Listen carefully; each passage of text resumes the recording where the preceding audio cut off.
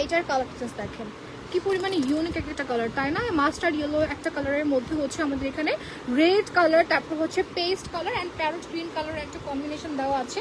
এটার প্রিন্টটা খুবই ইউনিক একটা প্রিন্ট, অ্যান্ড ডিজিটাল যে প্রিন্টটা করা এটাও কিন্তু খুব সুন্দর। সাইডে কিন্তু আমরা এই যে এরকম একটা প্যানেলও পেয়ে যাচ্ছি। সো কালার কম্বিনেশনগুলো দেখলেই মন চাচ্ছে এখনই ড্রেসটা মেক করে পরে ফেলি, তাই না? এত সুন্দর।